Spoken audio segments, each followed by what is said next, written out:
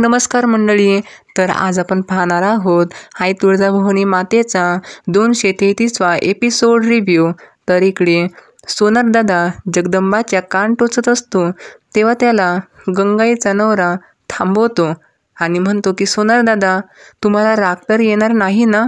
तेव्हा सोनारदादा म्हणतात की अहो जनक बाबा, ही काही पहिली वेळ आहे का माझी कान टोचण्याची? अहो, गेली 15-20 वर्ष हेच काम करतो आहे मी. कितीतरी जणांचे कान टोचले आहेत, पण थोडं दुखतं.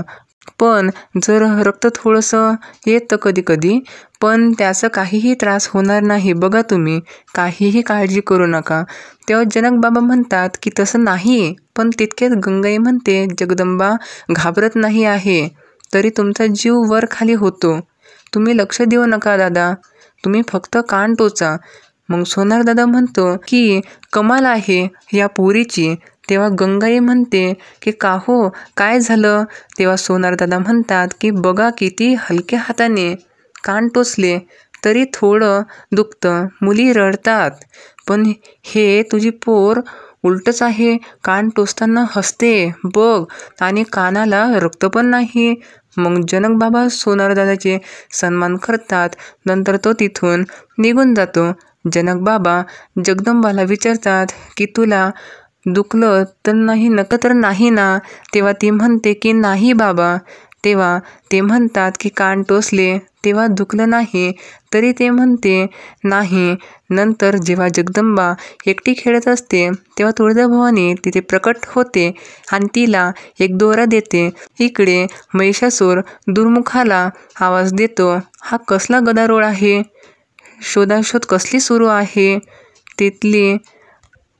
तेव्हा दुर्मुख म्हणतो की क्षमा करा असुर नरेश, दैत्यगुरु शुक्राचार्य आणि दैत्यमाता अदृश्य झाले.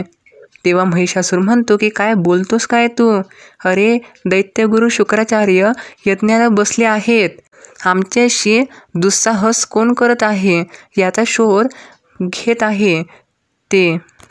तेव्हा दुर्मुख म्हणतो पण असुर नरेश, यज्ञकुंड पेटलेला आहे पण दोघेही तिथे नाही आहे. तेव्हा महिषासूर म्हणतो की चल बघू या. दैत्यमाता आणि दैत्यगुरु असा तो हाका मारतो पण तिथे कोणीच नसतं. तेव्हा एक दासी तिथे येते आणि म्हणते की असुर नरेशांचा विजय असो. तेव्हा महिषासूर तिला म्हणतो की दैत्यमाता कुठे आहे? तेव्हा ती म्हणते की आम्ही पण त्यांना शोधत आहे, ते सापडत नाही आहे. भोजनाचा वेळ झाला आहे पण अजूनही ते आले नाही. तेव्हा महिषासूर दुर्मुखाला म्हणतो की हा काय विचित्र प्रकार आहे, दैत्यमाता असे नाहीसे कुठे झाले आहेत. इकडे दैत्यमाता आणि दैत्यगुरु म्हणत असतात की आपण पूर्ण जखडले गेलो आहेत, याच्यात काहीतरी करा तुम्ही दैत्यगुरु यातून सुटका करण्यासाठी काहीतरी करा. तितक्यात आराधी तिथे येतो आणि म्हणतो की आता यातून तुमची सुटका नाही. इकडे महिषासूर म्हणतो की पूर्व पश्चिम उत्तर दक्षिण या चारही दिशा पालत्या घाला. प्रत्येक गाव प्रत्येक नगरामध्ये शोध घ्या, वस्त्यांमध्ये घुसा, घर पालती घाला, काय वाटेल ते करा, पण दैत्यगुरु आणि दैत्यमाता यांचा शोध लागायला हवा. मध्ये जो कोणी येईल त्यांना संपवून टाका, पण त्यांना शोधल्याशिवाय परत कोणीही येऊ नका.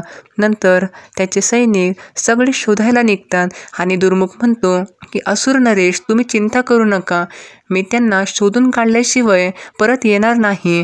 तेव्हा महिषासूर, त्या दोघांना शोधलं नाहीस तर तुझं आयुष्य संपवेन. तेव्हा विचार करू नका, दैत्यगुरु आणि दैत्यमाता सापडत नाही आहे, पण तू चिंता करू नकोस, त्या दोघांचा शोध घेतला नाहीस तुझा जीव घेऊन टाकेल. मग शुंभा मनोरमेला म्हणते की आम्हाला आता भीती वाटायला लागली आहे. तेव्हा त्या दोघांनी उभं केलेलं हे तुळजाईचं मंदिर उद्ध्वस्त करण्यासाठी असुर नरेशांनी जे मायावी असुर पाठवले होते ते नाहीसे झाले. आणि एवढेच नाही तर तिथे दैत्यमाता आणि गुरु शुक्राचार्य पण सापडत नाही आहे. आम्हाला तर भीती वाटत आहे की श्री महादेवच हे सगळं घडवत नसतील ना? तेव्हा मनोरमा म्हणते की कसं शक्य आहे शुंभादेवी, कारण महादेव हे सध्या योगनिद्रेत आहे. तुम्हीच म्हणाला होतात ना. मला वाटतं की त्या घटनेवेळी जे गावकरी तिथे होते त्यांना सगळं माहीत असणार, पण ते या कानाचं त्या कानाला जाऊ देणार नाही आणि ते लोक आपल्याला स्वतःहून काहीही सांगणार नाही. तेव्हा ती म्हणते की ते सांगतील, पण योग्य व्यक्तीलाच. तेव्हा मनोरमा म्हणते की योग्य व्यक्ती कोण? तिकडे जगदंबेला म्हणते की काय खेळत आहे तू? या भावल्यांना काबर बांधून ठेवलं आहेस? तू दे इकडे. मग ती ते दोर भावल्यांचे काढून टाकते आणि ती म्हणते की मी खेळायला येऊ का? तेव्हा तुळजाभवानी तिथे अदृश्य रूपात उभी असते जगदंबेच्या बाजूला आणि ती म्हणत असते मनातल्या मनात की किती माया करते आहे ही माझ्यावर. हिची माया अशी नाकारता येणार नाही. हिचं मन मोडून चालणार नाही. बिचारीला मूल नाही म्हणून तिने काय काय सोसलं आहे आणि आता तिचा पुरेपूर आनंद द्यायला हवा. काही काळ देव पण बाजूला ठेवायला हवं. जगदंबा गंगेसाठी वेळ दे. इकडे आराधी या दोघांना म्हणत असतो की तुम्ही माझ्या बंदिवासामध्ये आहे. सध्या तुम्हाला भूक लागली असेल ना, काळजी नका करू, उपाशी नाही राहू देणार तुम्हाला मी. असा म्हणून तो त्या दोघांनाही जेवण वाढतो. परंतु आगीशी खेळण्याची तुम्हाला हौस आहे ना. माझ्या आई राजाचा अपमान केला आहे तुम्ही, आता यापुढेही निखारे तुमचे अन्न. तेव्हा दैत्यमाता म्हणतात की तुझ्या आईचं धाडस नाही आहे आमच्यासोबत सामना करण्याचं, म्हणून तिने तुला पाठवलं आहे. तेव्हा आराधी म्हणतो की तिने नाही पाठवलं, तुम्हीच मला आवाहन करून बोलावून घेतलं, विसरलात का? मला माझ्या आई राजाचा आदेश मिळाला तर तुम्हालाच काय त्या महिषासुराला सुद्धा भस्मसात करून टाकेल.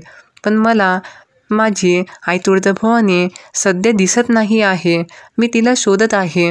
तेव्हा शुक्राचार्य म्हणतात की स्वतःवर संकट आलं की काहीतरी खेळ करण्याची सवय आहे तिला. माझं ऐक, तिच्या प्रेमापोटी हे असलं धाडस करू नको. आम्हाला मुक्त कर, नाहीतर महिषासूर देवीला संपवून टाकेन. तेव्हा आराधी हसतो आणि म्हणतो की मी असताना माझ्या आईच्या जवळपासही कोणी फिरवू शकत नाही. तुम्हा दोघांना धडा मी शिकवणार आहे. केवळ एकदा माझ्या आई राजाचे दर्शन मला घडू द्या. तेव्हा तो राजांना हाका मारतो आणि म्हणतो की आई राजा, कुठे आहेस तू? इकडे. देवी गावकऱ्यांना सांगत असते की तुम्ही माझी मनापासून प्रार्थना करतात, तुमच्या शंकेचे निरसन तुम्ही आमच्याकडून करून घेता, पण आता तुमच्याकडून आम्हाला काही जाणून घ्यायचं आहे. तेव्हा गावकरी म्हणतात की आमच्याकडून काय जाणून घ्यायचं आहे देवी? तेव्हा देवी म्हणते की तुम्ही जेव्हा मंदिरात गेला तेव्हा काय घडलं तिकडे? तेव्हा एक भक्त सांगतो की देवी आहे, अहो तुम्हाला माहीत नाही आहे का? तेव्हा मनोरमा म्हणते की देवींना काही माहीत नाही, असे विश्वात काहीच नाही. खरं तर तुम्ही काय अनुभव घेतला हे जाणून घ्यायचं आहे देवींना, तुमच्या तोंडून ऐकायचं आहे. आणि जी देवीचे रूपात तिथे बसलेली असते ती देवी नसून शुंभा असते.